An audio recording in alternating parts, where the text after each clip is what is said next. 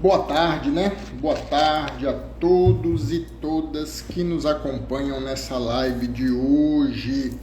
Eu quero agradecer a cada um de vocês que se fez presente ou que vai assistir em outro momento o nosso, o nosso debate de hoje, que contará com a presença dele, o Dr. Diogo Reis, que é professor da Mackenzie, é um pesquisador em direito digital. Ele tem feito um trabalho excepcional junto à Rede Meta. E aí eu queria, antes de começar a falar mais do Dr. Diogo, cumprimentar aqui a Rebeca, a Gisele, a Letícia, Fernando Fontes. Esse é uma autoridade em direito, em propaganda e marketing aqui em Rondônia. Obrigado, Fernando, pelo prestígio. E eu já vou pedir para adicionar o Diogo, porque as credenciais dele têm conosco. O Diogo foi escolhido entre muitos advogados para ser juiz eleitoral do TRE São Paulo. Imagine esse currículo, a primeira obra de direito digital, eleitoral digital do país, pesquisador e consultor da Rede Meta, Google, e agora nomeado juiz eleitoral pelo Tribunal Regional Eleitoral de Rondônia. Lembrando sempre que essa escolha é feita pelo presidente da República, no caso, Luiz Inácio Lula da Silva. E o tema de hoje é tecnologia. Tecnologia, democracia e o futuro das eleições. O que esperar dessas eleições, com esse avanço tecnológico todo que estamos vivendo, né? A evolução da inteligência artificial e, diuturnamente, constatamos que principalmente essa tecnologia, ela tem avançado muito, podendo reproduzir passes, podendo reproduzir vozes, entre outros artifícios, como forma de fraudar, infelizmente, ou dar roupagem a falas que não foram proferidas ou imagens que não foram produzidas. E a grande preocupação da Justiça Eleitoral, do Tribunal Superior Eleitoral para essas eleições é tentar conter a propagação das famosas fake news, né? As deepfakes, o discurso de ódio, a proliferação de mensagens que não aconteceram. A exemplo das prévias norte-americanas, em que o Viana... Diogo, você já entrou? Tá aí com a gente? Oi, eu tô aqui. Eu tô. Você me ouve? Eu ouço, mas não te vejo. Ah, é? Eu Não. vejo e eu ouço. Vamos perguntar para o pessoal que está nos assistindo se eles o vê. Olha, o Marcelo Xavier, eu tenho sempre registrado a presença do doutor Marcelo, que para nós aqui de Rondônia é uma grande satisfação tê-lo, ele que é um estudioso também do direito eleitoral, e com todo carinho, vou falar que ele é filho da nossa amiga Vânia Ieta, a Vânia, que hoje é a nossa coordenadora nacional da ABRADEP. Olha, Estamos vendo, eu todo acho, mundo está eu acho dizendo que que. está te vendo, menos eu. Olha que estranho. Pois é, Manuel. Acho que o negócio é contigo aí, meu cara. É, mas o que importa é que esse público que quer te ouvir, quer saber quem que é o Diogo, apesar que eu duvido que as pessoas não saibam hoje, você professor universitário, doutor, e agora eu falava há pouco, nomeado a juiz substituto do TRE São Paulo. Seja muito bem-vindo, meu amigo, obrigado pela oportunidade. É um tema que vai está circuncisando, ele tá norteando o processo eleitoral, e não é de hoje que você escreve, não é de hoje que você pesquisa. Quando eu lembro da sua obra Direito Eleitoral Digital, me remete a 2018, acho que foi o lançamento dela, e você pode me corrigir se eu estiver errado. E lembro que o amigo também é ou era consultor do Facebook, da Rede Meta, tem trabalhado pesquisando esse tema há muito tempo. Então, nós não estamos diante de uma pessoa que se enveredou pelo direito digital agora. Ele tem um histórico, professor e pesquisador Diogo. Seja muito bem-vindo, meu amigo. Eu franqueio a palavra para você antes da gente começar a falar sobre direito digital e eleições. Ô, Manuel, eu que te agradeço, meu cara. Essa vantagem de ser mais velho, né? Já fiz um monte de coisa. É uma das coisas boas da vida. É sempre bom estar contigo. Fico à sua disposição, à disposição de todo mundo aqui que está participando. E gosto muito do seu trabalho. Que já conheço há bom tempo, a gente é amigo também, pessoal, já há algum tempo. Então é um prazer estar contigo. Fico à disposição aqui, meu cara. Você comanda. Eu queria registrar que o Diogo, eu falo que ele foi meu co-orientador. Eu peguei ele a laço para minha dissertação de mestrado, ele participou da minha banca e é uma honra para mim hoje poder falar que quem assinou, né, a minha aprovação foi o Diogo, considerando todo esse currículo que ele tem. Mas, meu amigo, eu, eu preciso registrar que quando a gente fala de propaganda eleitoral, me parece que é o tema mais pujante, né, de todo o processo. É o que eu entendo, porque é ali que vão ser vendidas ideias, ali que vai ser o produto, e quando eu falo produto, o candidato ele vai expor sua plataforma e tentar levar o eleitor o porquê que ele deve ser eleito, de forma lícita, de forma transparente. E a propaganda, a tradicional que nós conhecíamos, ela de certa forma, ela tem ficado para trás. Há um uso maciço de tecnologia, coisas que 10 anos atrás a gente não imaginava, hoje substituíram mídias tradicionais como rádio e TV, apesar que a propaganda nesses veículos tradicionais sempre foi possível somente no horário eleitoral gratuito, mas a mídia impressa, principalmente, ela tem sido substituída pela internet. A internet, ela começa no processo eleitoral fazendo um registro das eleições do Barack em 2008. E a gente traz esse cenário para a Primavera Árabe, vamos ter alguma coisa lá na separação do Reino Unido, né, do Brexit, na União Europeia, passamos também pela Primavera Chilena, recentemente no Chile, no Brasil, com o segundo turno entre Dilma Rousseff e Aécio Neves, 2018, já na primeira do Bolsonaro e na reeleição, e mais recentemente, no processo norte-americano com a pulverização daquelas mensagens, supostamente, que a gente soube que não era, um áudio do presidente Biden nas prévias, no processo eleitoral americano. Você, como um cara que está nessa vida, tem estudado esse tema há muito tempo, o uso de tecnologia, principalmente inteligência artificial, eu imagino que ela é uma realidade que não volta atrás.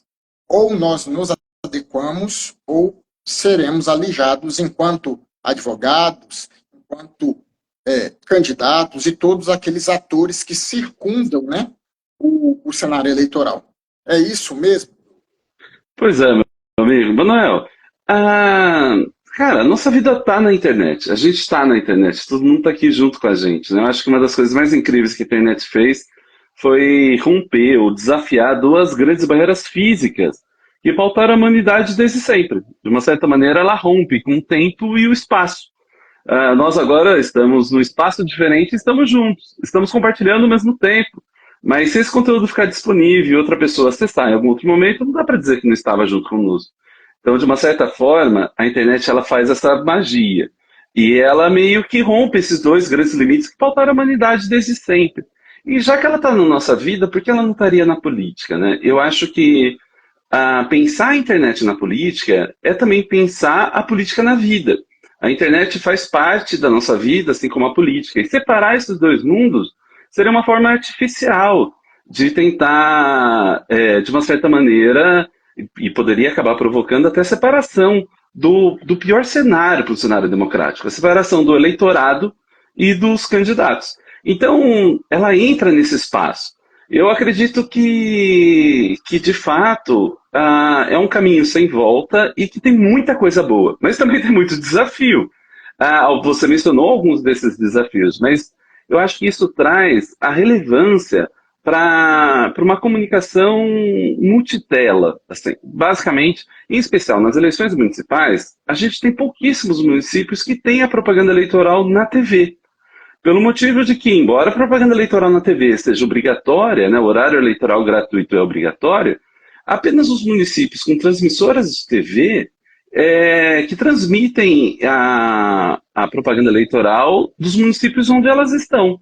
Então a gente tem 5.570 municípios e muitos desses candidatos, a grande maioria, não tinha acesso à televisão, a passar a sua imagem e o som. E a internet traz essa possibilidade. Então eu acho que talvez a gente esteja num campo muito multitela mesmo, onde a campanha é importante na rua, é importante na TV, é importante no rádio e é importante na internet. De um certo modo, a gente está vivendo esse ecossistema. Agora, não dá para a gente negar e esquecer, de repente, um deles. E eu acho que essa conexão é o que tem de melhor assim, no processo. A gente fala de propaganda eleitoral, que é, de fato, eu acredito, um dos maiores desafios. A gente não pode esquecer que, no fundo, é a propaganda eleitoral que liga o sonho democrático. É o sonho democrático que qualquer um chega ao poder. Como chegar ao poder se eu não puder divulgar quem eu sou, né? Você não puder divulgar quem você é, ou os candidatos e as candidatas não puderem divulgar quem elas são. Então a propaganda não deveria ser considerada como um problema ou um incômodo. Ela é, na verdade, o elo, o cordão umbilical da democracia nesse processo. Porque sem propaganda eleitoral, a gente nunca vai ter uma campanha competitiva. E sem campanha competitiva, para que ter eleição? Então, de uma certa forma, tudo isso se conecta. E eu acho que realmente a gente tem vivido tempos muito interessantes e que também cria oportunidades incríveis para as pessoas poderem chegar às outras pessoas de uma forma que antes seria impossível. Então, tá tudo um pouco aí, eu concordo muito contigo, eu acho que a gente está nessa mesma vibe, nessa mesma sintonia aqui nesse desafio. E essa participação especial aqui do lado é o Zequinho, meu cachorrinho. Eu tenho o Zequinho e a Matilda, os dois cachorros. Só que a Matilda é quietinha, mas o Zequinho não é não. Então não sei se vazou aí o som dele, mas em todo caso, me desculpem aí, mas é que eles vão soprando para mim o que eu tenho que responder. Eu não posso deixar de ouvi-los aqui, não.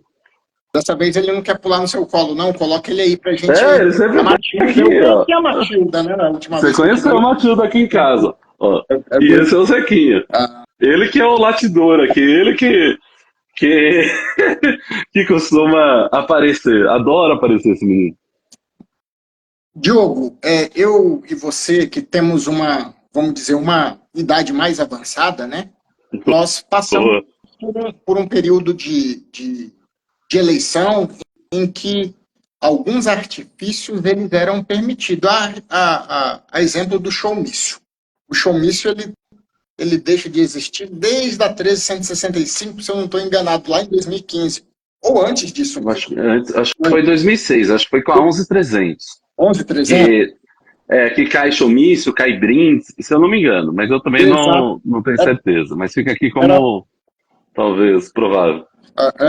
Era outro instrumento de propaganda, artifício de propaganda, que seriam os brindes. O showmício ele já não é permitido. E isso acaba, segundo o legislador, e a gente tem sempre essa tônica, né, do parlamento, de que buscando uma paridade de armas, buscando uma economicidade, se retira instrumentos, se retira, como eu disse, artifícios de propaganda sob essa justificativa. Eu vou deixar todo mundo no mesmo nível. Vamos todo mundo largar junto. A minha percepção, o que tenho, tanto com o fim dos showmícios, de distribuição de brinde, mas principalmente outros meios de propaganda, a exemplo do outdoor, é que esses paliativos eles não têm conseguido alcançar o espírito da norma ao que propôs o legislador. Eu sempre uso um exemplo exemplo de que, a partir do momento que eu reduzo o período de campanha, vamos falar de campanha eleitoral, de 60 para 45 dias, restringe uma série de instrumentos publicitários. É igual eu querer percorrer o mesmo espaço, com tempo reduzido, com um carro onde ele vai me consumir mais combustível. E isso faz com que tenha, naturalmente, uma irrigação de valores e recursos, e aqui eu não estou falando nem público nem privado, mas estou falando de recursos, nós que atuamos com direito eleitoral, e aqui está o doutor Marcos Médico, seja muito bem-vindo, advogado da nossa região, e eu imagino que tenha vários colegas aí também de São Paulo, a Marcela acenou aqui, o doutor Carlos, a Priscila, a Brenda, Mariana, o Gabriel, sejam todos e todas muito bem-vindos. Tem um aluno da UNAM, o Jailton, que nos assiste, o advogado André da Fonseca. Mas onde que eu quero chegar, retomando? É que esse paliativo, ele acaba trazendo aquele efeito cobra. Eu acabo tendo que ter gastos a mais e consequentemente, com outras ferramentas como limite de gastos, me parece que acaba desaguando no que aconteceu com a Selma Arruda, no que pode acontecer com o ex-ministro da Justiça e juiz Sérgio Moro, que é o abuso do poder, né, econômico. E até, vamos dizer, caixa 2, a irrigação de forma ilícita de recursos para alimentar e pulverizar essas campanhas eleitorais.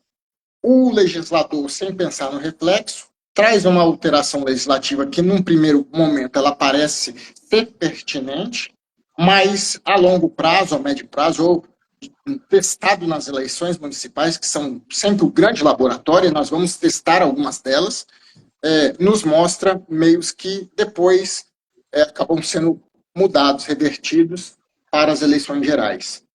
Como você vê essas medidas, Diogo, a exemplo da restrição dos meios de publicidade, de peças publicitárias, de propaganda? Como que você enxerga isso de forma macro para o processo democrático? Não, legal, Manuel. Olha, eu tenho sido bastante crítico a esse tipo de controle que a gente tem optando, de alguma maneira, a gente está criando e fortalecendo no Brasil, que é um controle muito em razão do conteúdo, do conteúdo e da forma. Eu, particularmente, só para deixar mais claro, eu tenho bastante implicância com o que a gente acabou fazendo com a pré-campanha. De uma certa forma, a gente vai lá, reduz o período de campanha, esse sim foi a 13165 de 2015, reduz o tempo de campanha, mas flexibiliza a existência da pré-campanha, mas sem o cuidado com a prestação de contas e uma forma de fazer isso. Daí o que acaba acontecendo? A gente acaba tendo o período de pré-campanha, acaba sendo a segunda-feira após o segundo turno até a própria campanha, né? Então, assim, e como controlar isso? Eu acho que a gente deveria olhar muito mais para os gastos a respeito disso, do que pelo formato das coisas. E aí, me parece que talvez a gente não tenha percebido muito a mudança, inclusive sobre o momento em que a gente vive. Há um tempo atrás, me perguntaram qual é a principal mudança da internet nas eleições. E foi difícil de responder, até porque eu queria responder várias coisas. Aí falou, não, só pode escolher uma. E aí a jornalista me colocou no meu lugar e falou assim, não, só pode uma, então eu fiz a minha lição de casa. Mas se for para escolher, assim como eu fiz com ela naquela vez, eu acredito que a principal mudança da internet nas eleições é porque ela muda o paradigma do jogo. Se a gente pensar em eleições, eu sempre penso nas eleições como um game, um jogo. Então, se a gente for pensar nesse game, a gente tem a arena onde isso acontece, que é na justiça eleitoral, de uma forma geral. A gente tem os players, os jogadores, as candidatos, partidos, juízes, fiscalização e todo aquele processo lá. E a gente sempre teve aquele espaço da torcida, que é o principal alvo de uma campanha eleitoral, mas que constitui o nosso eleitorado. E se a gente for comparar com um game, um jogo, imagina um campo de futebol, por exemplo, onde estão ali dentro as candidatas, partidos, juízes e tudo mais, E onde estaria o eleitorado, né, nessa analogia? Estaria na arquibancada ali, onde a gente imagina que seria o espaço. Não quer dizer que ele participava, mas havia muitos limites para que a sua mensagem, o seu conteúdo alcançasse e tivesse tanta força quanto alguém que estava em campo. Né? A torcida grita, incentiva, mas não pode entrar lá e fazer gol. Né? Não pode entrar lá e fazer falta. E o que eu acredito que a internet fez? Eu acredito que a internet rompeu esse alambrado. É como se a internet trouxesse para campo o eleitorado. E a partir de então, Manuel, a gente tem naquela mesma arena todo mundo jogando junto. E piora, às vezes jogando contra. E como lidar com aquilo? Como, se a gente for usar o controle do discurso, como é o que a gente tem feito, talvez a gente esteja num espaço impossível de cumprimento e de efetividade. Talvez a gente precise escolher os pontos que a gente toca. Então, se a gente tem um torcedor que está lá na arquibancada e sei lá, e está lá incentivando o time dele, ou incentivando para cometer alguma falta contra o adversário, por exemplo, quem vai em estádio de futebol já ouviu aquela quebra a perna do fulano, faz isso, faz aquilo. Mas e se aquela pessoa desce a campo? Será que ela faz isso? E se faz, como faz? Então eu acredito que a gente teve uma mudança de paradigma. O eleitorado sempre participou, mas seus limites eram muito rasos. Com a internet, os seus limites são extremamente ampliados. Talvez a gente tenha um problema de ponto de partida ali. Talvez a gente precisasse olhar para a propaganda eleitoral na era da tecnologia como esse desafio que ela impõe. Será que a gente vai conseguir controlar todos esses espaços? Será que é a melhor forma? Ou será que a gente poderia olhar para regras mais claras e para todo o dinheiro envolvido nesse processo? Porque, de uma certa forma, a gente nunca vai ter uma igualdade absoluta entre os candidatos. Talvez nem seja bom, porque senão todos os candidatos seriam iguais e todos os eleitos e eleitas seriam iguais. Talvez isso fosse até ruim. A gente precisa e tem as definições pessoais. O que a gente não pode ter é ilegalidade, é ilicitude, uma forma de você roubar o jogo. Então, os talentos individuais devem ser valorizados, mas o eleitorado também. Eu acho que está faltando talvez um pouco desse olhar, sabe? Eu acho que a gente tem, talvez, às vezes, até esquecido por que se faz uma eleição. Uma eleição não tem um fim em si mesmo. Ninguém faz eleição para fazer eleição. A gente faz eleição para fazer valer a vontade popular. E agora, se a gente for perseguir todo o eleitorado que se manifesta, como que isso fica? Então, é um desafio grande e talvez exija que a gente reconstrua o modelo. Mas, por enquanto, o que a gente tem é uma grande coxa de retalho e que, de uma certa forma, tem imputado também ao eleitorado as regras muito parecidas com as dos candidatos. E aí, nesse cenário, fica o desafio pontual. Eu acredito que a gente deva, talvez, enfrentar isso sistematicamente e preservando, incentivando a participação do eleitorado. Mas a participação lista, nada de entrar em campo e quebrar a perna de ninguém. Mas, de uma certa forma, tem que valorizar que esse jogo está sendo jogado com o eleitorado. Não me parece que é um jogo que o eleitorado só assiste.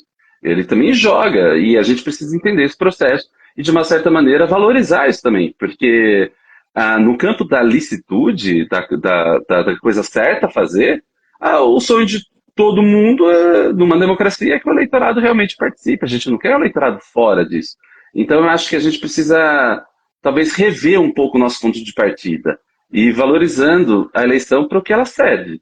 E não como se ela fosse um fim em si mesmo. Ninguém faz eleição para querer fazer eleição. Né? A gente faz eleição para fazer a vontade popular. E a gente não pode, a despeito disso, detonar a vontade popular ou o próprio povo. Então, é necessário rever esse campo.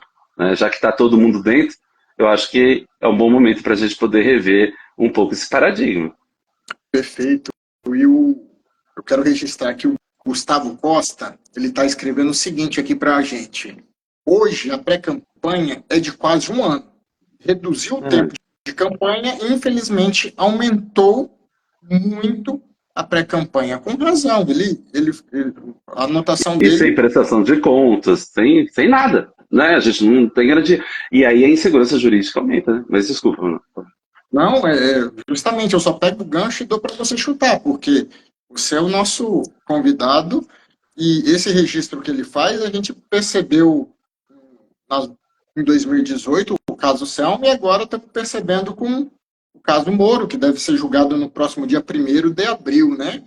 Falamos a respeito desse tema na última live, tive aqui a participação do Eduardo Pessinim, Ah, que é um dos eu gosto autores muito dele. intelectuais da, das AIGs, que questionam o abuso do poder e a corrupção eleitoral no caso do Sérgio Moro.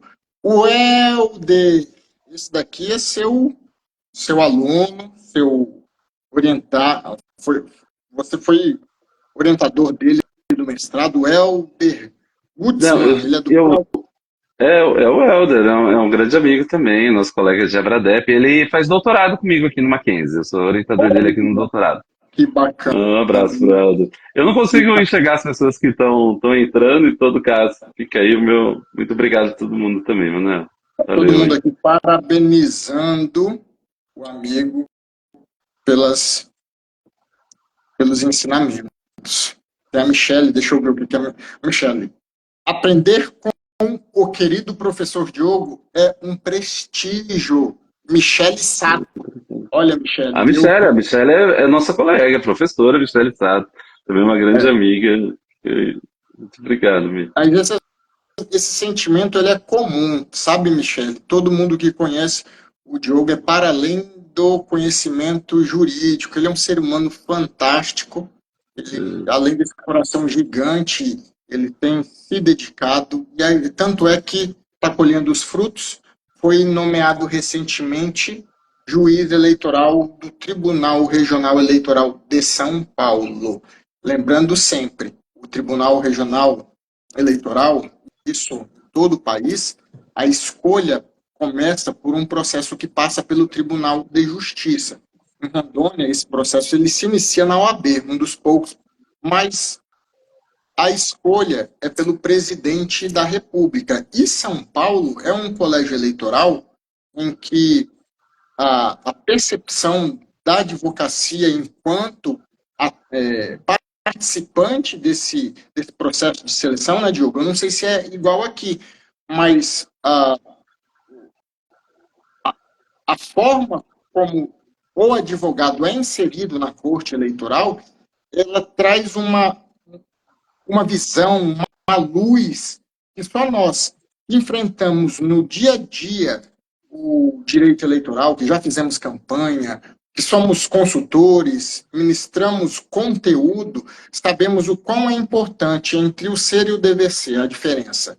E a forma como o candidato deve agir e ele pode agir, né, num processo eleitoral. Tanto é que a jurisprudência ela tem avançado, ela tem sido modificada a respeito de doação de recursos próprios, porque a advocacia que começa a fazer parte, começa não, que faz parte da composição dessas câmaras, desses tribunais, ela traz esse olhar específico. Esse é uma experiência que eu imagino que vai marcar a sua vida, eu imagino que você vai contribuir para a história da justiça eleitoral de São Paulo. Eu quero aqui desejar sucesso de uma boa judicatura. Obrigado, meu amigo. Prometo me dedicar ao máximo. Estou muito feliz com o desafio. Tomara que toque bem lá, mas prometo dedicação total a esse desafio aí. Mas obrigado, obrigado. A vereadora Livane, lá de Espigão do Oeste, entrou também, doutora Tâmara. Olha, está bem prestigiado, por isso que é bom ter colegas que sabem de direito eleitoral e tem esse público maravilhoso. Mas o que nossos colegas e nós, principalmente, devemos estar atentos, todo aquele advogado que irá atuar no processo eleitoral. Acho que são as novidades. A Lei 9.504, conhecida como a Lei das Eleições, de Olivar Coneglian, um pioneiro quando se fala em propaganda eleitoral, ela tem sido regulamentada pelo poder que é direcionado à Justiça Eleitoral, no artigo 23 do Código Eleitoral, na edição de normativas, as resoluções, as famosas resoluções.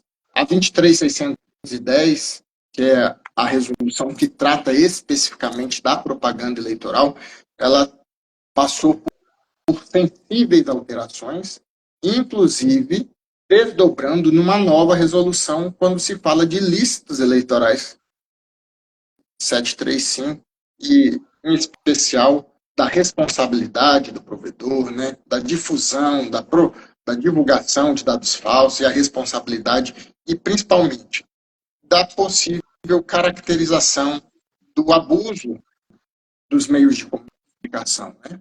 Abuso dos meios de comunicação, a prática desse abuso.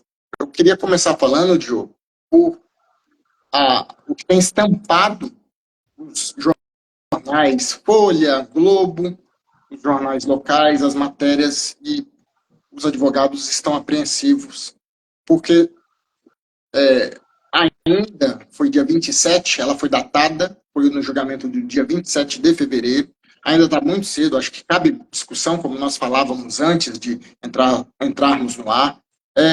Elas foram publicadas, mas haverá uma longa discussão sobre deepfake, fake news, e quando a norma ela traz essa responsabilidade para os provedores de internet, né, provedor de conteúdo, provedor de internet, a responsabilização do candidato, que pode ter, inclusive, o seu diploma ou registro cassado, caso incida nessas alterações trazidas por essas resoluções, eu vejo isso com, não vou dizer preocupação, mas precisamos estar atento. Vou usar o exemplo que a Ana Graziella também, que é outra querida amiga da Bradep, ela falou que estaria conosco, mandei o convite para ela, que diz respeito à suposta liberação de showmício, o que não aconteceu. Está havendo uma interpretação, ao meu ver, e eu discutia com a Anne, uma interpretação equivocada, a partir do momento em que o showmício ele não voltou a ser permitido de forma nenhuma. Então, o conceito de showmício ele tem que ser verificado para que se entenda que a realização de lives com o intuito de arrecadação de recurso para determinada candidatura é, de certa forma, diferente do que acontecia no mundo físico, que era um evento, um comício, onde, em um determinado momento, havia a apresentação artística, fazendo a junção de um evento artístico com plataformas que deveriam ou iriam ser desenvolvidas pelos candidatos. O modelo que a Justiça Eleitoral ele autorizou através da resolução é que artistas se manifestem, mas sem atrelar o perfil, a página do candidato naquele momento, né? A live, inclusive, a transmissão não pode vincular a página pessoal do candidato. Essas são algumas das interpretações que nós falávamos, Diogo, que devem ser ponderadas antes de chegar-se a conclusões que não são, não é o que a lei está dizendo. E muito se fala a respeito da cassação do diploma, do registro do diploma, o cometimento de abuso de poder daquelas pessoas que difundirem, e eu vou abrir aqui a resolução, a nova resolução, ela traz, difundirem propaganda sabidamente inverídica. Eu vou pedir licença para vocês, nós não estamos numa live, né, numa aula, uma live, um bate-papo, mas é interessante fazer a leitura ali da resolução 23735, a partir do artigo 6º, que diz que o abuso de aplicações digitais de mensageria instantânea, visando promover disparo em massa com desinformação falsa, em verdade ou montagem, em prejuízo de adversário ou benefício de candidatura, configura abuso do poder econômico e o uso indevido de comunicação. Nós sabemos que, para quem está militando no direito eleitoral, até que se prove o conluio, o benefício, a anuência do candidato, a justiça eleitoral ela requer prova robusta. Nosso objetivo aqui não é para uma aula, mas você, enquanto especialista em direito digital, em plataformas digitais, os mecanismos hoje de controle por essas plataformas, você acha que evoluiu ou é enxugar gelo?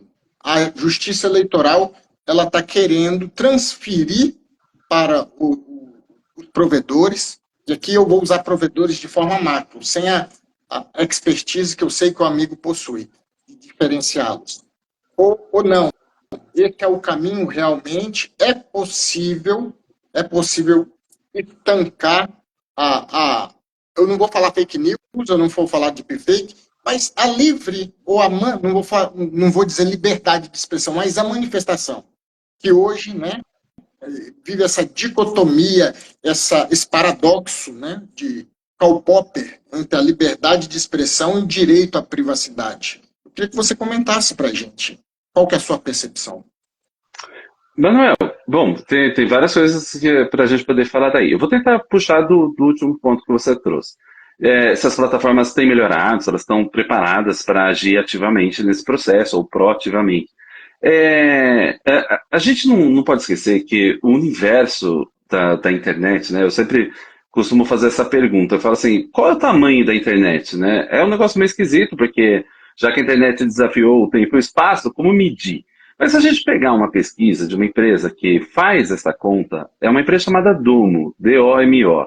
Essa empresa ela divulga uma pesquisa todo ano chamada Data Never Sleeps, que é um gráfico onde o que ela faz? Ela pega todo o conteúdo que circula na internet e divide pelo número de minutos que aquele ano teve. Então ela tem a cada minuto uma taxa. Então, só para título de exemplo, a Domo identificou que a cada minuto das nossas vidas sobem 500 horas de novos vídeos no YouTube. Ou seja, para cada minutinho da nossa vidinha, super mais ou menos, tem 500 horas de novos vídeos no YouTube. Se a gente multiplica isso por 60, para equivaler a hora, né, 60 minutos a uma hora, nós temos o equivalente a 30 mil horas de novos vídeos no YouTube a cada hora da nossa vidinha. Se a gente multiplicar isso por 24 horas, que é o nosso dia, a gente tem 720 mil horas só de novos vídeos só no YouTube, sem contar todo o outro universo. Resultado, se uma pessoa hoje parar tudo o que ela está fazendo na vida, tudo, só para assistir os novos vídeos do YouTube, vamos imaginar ali uma pessoa com uma jornada de 10 horas por dia tendo que assistir vídeo, eu acho o máximo isso, tá aí um emprego que muita gente gostaria de ter, mas perceba só, essa pessoa teria que viver mais de 132 anos só para assistir o que subiu no YouTube ontem. Então entenda que a gente está falando de um universo de impossível de verificação humana. Essa foi uma das questões, quando começou a discutir, muita gente falava assim, poxa, as empresas são ricas, pague pessoas para isso. É incrível, porque assim, não há pessoas suficientes no mundo para isso. Então a gente está falando de uma dimensão extraordinária, de números que é humanamente impossível de contagem e de verificação. Mas as plataformas têm usado muito a tecnologia para melhorar esse processo. E muitas delas têm melhorado demais esse processo de verificação. Mas, como tudo, ainda não é perfeito. A gente não pode dizer que é possível alcançar 100%, ainda mais diante da forma que a gente resolveu regular o tema. A gente tem regulado muito o tema pelo discurso. Então, imagina, bom, veja, é possível você falar uma frase e essa mesma frase ser uma bronca ou ser um elogio, né? Eu acabei de pegar o Zequinha aqui que estava latindo. De repente, o Zequinha me chega aqui e aí o banho tomado e todo arrumadinho, eu falo, bonito, hein? Agora, de repente, o Zequinha começa a latir desesperadamente, atrapalha aqui, a gente não consegue falar. Aí eu viro e falo, bonito, hein? Percebe? São as mesmas palavras, mas a entonação transformou um elogio em uma bronca. Então, imagina fazer todas essas questões, considerando as linguagens, o mundo e tudo mais. Então, talvez seja impossível para as plataformas hoje poder filtrar e fazer tudo isso com a delicadeza que exige todas as questões. Então, talvez a gente esteja diante de uma dificuldade tecnológica que ainda não foi ultrapassada. Melhorou muito e tem melhorado. E eu acredito que deve ser a busca, mas a gente não pode, talvez, simplificar uma questão tão complexa e difícil como se fosse só uma questão de vontade das plataformas. Eu acredito que há um enorme desafio a ser envolvido ali. E muitas plataformas têm melhorado muito a sua atuação, mas outras parece que não estão preocupadas. Tem algumas que sequer respondem intimação. Então, assim, eu acho que é importante separar, porque muitas vezes a gente tem tratado tudo como se fosse uma coisa só. Mas não, a gente tem evoluído tecnologicamente, a gente tem evoluído também como sociedade, de uma forma geral. Mas é necessário, a gente pediu o que pode ser cumprido. Então, esse é um enorme desafio. Então, eu acredito que a gente tem melhorado muito o diálogo, e aqui eu até faço menção ao ministro Barroso, que abriu um diálogo, abriu não, manteve um diálogo com as plataformas e muitas vezes as plataformas passaram a colaborar com o processo eleitoral, o que eu acho incrível, e eu acho que tem que puxar a orelha quando tem que puxar a orelha, tem que elogiar quando tem que elogiar. Então, me parece que a gente tem que tomar esse cuidado, para não correr o risco de terceirizar as questões como se fosse resolver tudo. Não parece ser possível resolver tudo dentro desse universo humanamente possível de fiscalização. Aí a tecnologia avança, muita coisa faz, mas a gente tem que ajustar, porque senão, imagina você, se você tem uma empresa dessa e você tiver sob pena de fortes multas ou até de ser considerado ilícito, uma atividade que é lícita. Mas na hora de calibrar o algoritmo, você vai calibrar para tirar ou deixar aquele conteúdo? Ou seja, qual é o risco da gente criar uma margem que possa afetar diretamente aquele outro ponto que eu mencionei, o eleitorado e a sua própria participação. Tem que coibir os abusos, sim. Eu não sou ingênuo a ponto de achar que não tem robô interferindo, que não tem redes de fake news. Pelo contrário, isso é perigosíssimo. Mas a gente também tem que tomar cuidado para não criar um remédio a qualquer custo, que o custo seja a vida do próprio paciente. Então, eu acho que são alguns cuidados e que a gente tem evoluído. Mas eu acho que ainda há muitos desafios ali pela frente, viu, mano? Nosso colega também da Bradep, o Anderson Alarcon, sempre anota o efeito cobra em relação ao direito eleitoral. A gente precisa dar uma resposta imediata e o remédio ele acaba matando o paciente, né? Aquele velho ditado de Que a diferença, a diferença entre o remédio e o veneno, a diferença entre o remédio e o veneno é a dose. Então, eu aprendi isso com meu pai, eu até fiz questão de deixar na epígrafe do meu primeiro livro, lá em 2012. A grande diferença entre o veneno e o remédio é a dose. Então a gente não pode nunca esquecer disso. Mas é isso aí, muito bem lembrado do grande Alarcon aí, que é um grande amigo também.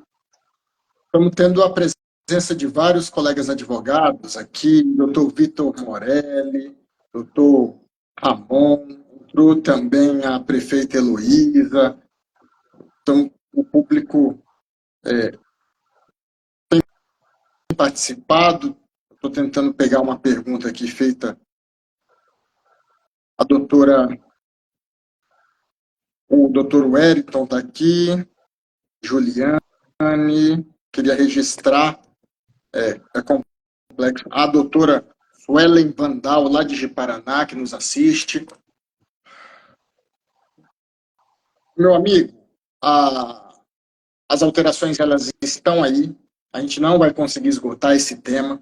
Tem uma novidade em relação ao uso de volts e de que forma essa tecnologia vai ser usada sem que se passe por um ser humano, né? Sem que o eleitor confunda a interação com essa tecnologia como se com um ser humano fosse. Há vários pontos das resoluções que a gente pretende abordar em outros encontros, mas eu queria, antemão, eu sei que você teria aula hoje, sei do seu estado de saúde, você acabou ficando doente esses dias, mas quero te agradecer, né? Agradecer a cada pessoa que nos acompanhou durante esses 50 minutos aqui, foram 50 minutos cravados, que falamos de um tema tão importante, que é direito eleitoral, tecnologia e democracia. Obrigado, meu irmão. Imagina, não, eu que te agradeço. Vou continuar te assistindo por aqui. Um abraço para todo mundo. Espero que a gente se encontre aí em breve. Mas obrigado, Manuel. Um abração e continua firme aí. Estou gostando muito do seu conteúdo. Valeu. Eu queria, antes de despedir, convidar aqueles que ainda estão por aqui para no próximo dia 11 de março, às 20 horas de Brasília, 19 horas de Rondônia, nós vamos fazer um raio-x das resoluções que foram publicadas pelo Tribunal Superior Eleitoral e irão reger o processo eleitoral desse ano. 12 resoluções ao total, que vão tratar dos mais diversos temas, inclusive a que traz sobre os ilícitos eleitorais e essa nova modalidade de abuso de poder, que seria o uso indevido, né? O abuso dos meios de comunicação que frisou a ministra Carmen Lúcia. Então, se você ainda não se inscreveu para o raio-x das eleições, clica na bio, faz a sua inscrição, que nós estaremos com os maiores especialistas falando a respeito desse tema. Só para você ter ideia, já passou por aqui Joelson Dias, ex-ministro do TSE, falando a respeito das sobras eleitorais. Tivemos também o Eduardo Pessimin, que discorreu sobre abuso de poder e do caso Sérgio Moro.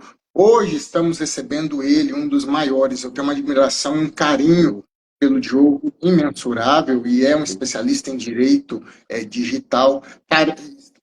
Traremos também Valber Agra, que é o cara que tornou autor intelectual da ação responsável pela inelegibilidade do presidente Bolsonaro. Marilda Silveira é a Ivete Sangalo do direito eleitoral, como eu elegi. Então, é um conteúdo que a gente vai transmitir para vocês ao longo desses encontros. E no próximo dia 11, nós teremos um webinar. Não vai ser uma live, é um webinar. É uma aula falando sobre o raio-x das eleições. Se você não fez a sua inscrição, então clica lá na bio e garanta a sua vaga. Obrigado, Diogo, novamente. Obrigado a todos e uma boa noite. Até o nosso próximo encontro. Valeu, Manuel. Valeu, Manuel. Valeu, pessoal. Obrigadão. Até mais. Tchau, tchau. Valeu. Tchau, tchau.